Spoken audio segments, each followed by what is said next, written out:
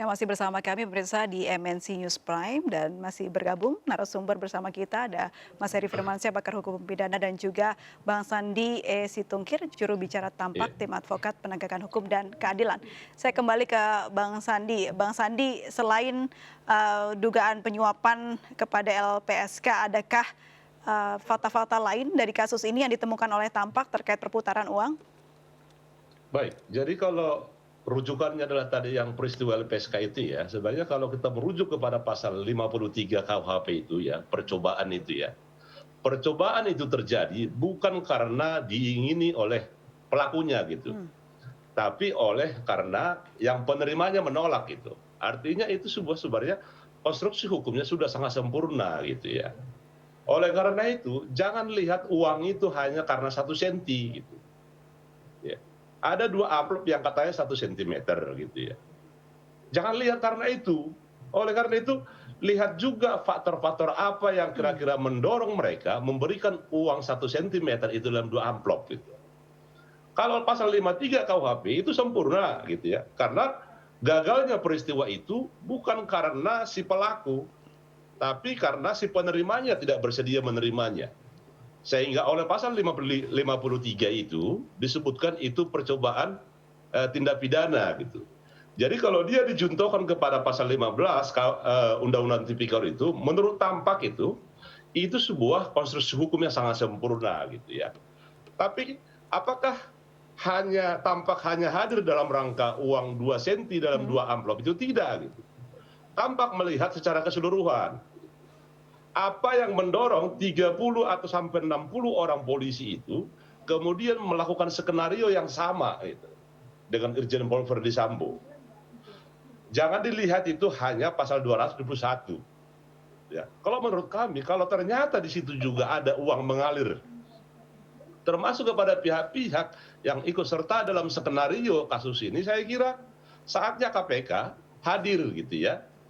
Atau kalau memang tidak mungkin gitu ya, KPK juga tidak mau mengerjakan ini ya, kepala negara saya kira sudah saatnya untuk membentuk tim gitu. Jokowi sebagai presiden, Hmm. saya kira sudah saatnya ini momentum besar gitu, memperbaiki polisi sebagai institusi penegak hukum. Ya. Kalau hukum tidak tegak di negara ini, mustahil muncul negara demokrasi Mbak April. Ya. Jadi menurut kami dari Tampak itu, ke depan kami memang akan melakukan upaya-upaya perbaikan terhadap undang-undang kepolisian itu, termasuk melakukan judicial review gitu. Nggak bisa kita Mbak April ya melihat mekanisme pengawasan sekarang ini ya. Mbak April bayangkan itu Kompolnas ya, ketuanya itu Menko Polhukam, anggotanya Menkumham, Mendagri gitu ya. Kemudian anggota lain itu pensiunan kepolisian. Kemudian kalau kita merujuk kepada undang-undang kepolisian itu, tidak ada namanya di undang-undang itu, undang-undang kepolisian negara Republik Indonesia itu, Hmm. fungsi Kompolnas untuk mengawasi, tidak ada. Oke. Kompolnas hanya berwenang memberikan saran kepada presiden, bukan ke Kapolri juga gitu. Hmm. Jadi aneh gitu undang-undang itu, ya. Terus kemudian kita dapat temukan di mana fungsi Kompolnas itu. Itu ternyata hanya di Perpres, peraturan presiden. Mbak April dan Mas Heri bisa bayangkan ya, dari undang-undang, hierarki perundang-undangan itu yang harusnya dia melahirkan peraturan pemerintah, tapi yang lahir justru Perpres, sehingga tidak nyambung. Oleh Oke, karena itu saya baik. kira ke depan Mbak April ya, terkait dengan 36 sekarang anggota kepolisian yang diduga melakukan pelanggaran etik, sudah saya kira Jokowi harus Hmm. mengambil peran gitu ya. Caranya seperti apa? Sangat sederhana, Mbak April ya. Bentuk majelis etik ya, persidangan kode etik yang independen. Ya, jangan hanya peserta persidangan itu hanya polisi, Hmm. ya.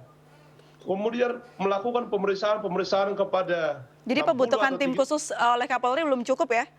betul, betul. Jadi gini Mbak April, kalau kemarin misalnya, kalau Kapolri juga mau punya etika baik ya, kalau kepercayaan masyarakat itu pulih gitu ya kepada Polri itu, ini saatnya Listio Sigit sebagai Kapolri untuk bertindak itu, Hmm.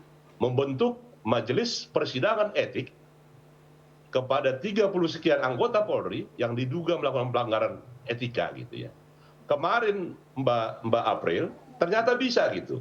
Ketika AKBP Brotoseno tidak dipecat, Kapolri mau memperbaharui Perkap itu, dia kemudian membentuk mekanisme peninjauan kembali. Oke. Ya. Itu yang sekarang Kapolri disayangkan mau ya. tidak? Kalau Kapolri tidak mau, saya kira Jokowi sudah harus Baik. turun gitu, Mbak. Oke, baik. Itu kalau dari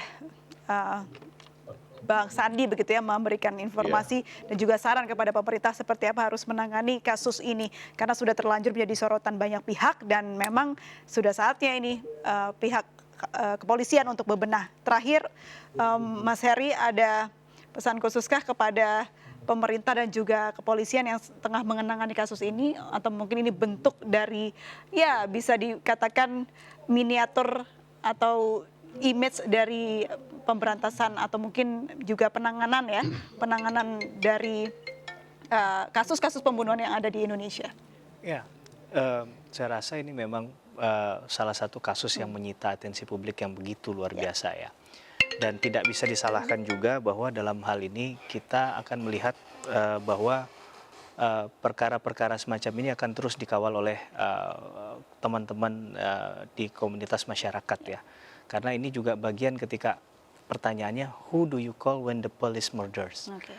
Ini kan salah satu bentuk apresiasi kecintaan kita juga ke lembaga kepolisian agar mereka berbenah, agar profesionalisme itu dikedepankan, dan dalam perkara-perkara semacam ini keadilan substantifnya yang didahulukan, bukan lagi bicara tentang keadilan prosedural. Teman-teman dari Tampak, kemudian juga banyak LSM, banyak juga komunitas masyarakat yang ikut terlibat mengawal kasus ini, bukan ingin menyudutkan kepolisian, saya yakin dan percaya itu, tapi berusaha untuk menyelamatkan lembaga marwah kepolisian untuk jauh lebih baik. Ketika ini sudah terlalui, justru angkat topi untuk polisian begitu ya. Tentu kita apresiasi juga apa yang sudah dilakukan oleh Pak Listio Sigit selaku Kapolri ya, dengan membentuk tim khusus tadi. Ini bentuk kesungguhan. Kemudian mencopot beberapa orang yang melanggar kode etik. Tapi memang ini takes time, butuh proses, butuh waktu. Kita perlu untuk melihat ini ke depan sampai pada titiknya. Mungkin harus bersabar. Kita sudah harus mengapresiasi kepada pihak kepolisian yang sudah berani untuk menangani kasus ini dengan berusaha seadil-adilnya begitu ya. Yang mana kita tahu kenapa sih harusnya kepolisian kan mengayomi masyarakat, bukan masyarakat yang akhirnya memikirkan bagaimana polisi seharusnya. Baik pemirsa, demikianlah dialog kita. Terima kasih banyak Bang Sandi dan juga terima kasih banyak Mas Heri sudah bergabung bersama kami.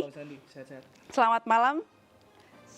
Baik pemirsa, usai sudah MNC News Prime hari ini, mari berbagi untuk masyarakat yang terdampak bencana di tanah air melalui MNC Peduli. Tetap patuhi protokol kesehatan. Saya Aprilia Putri, sampai jumpa.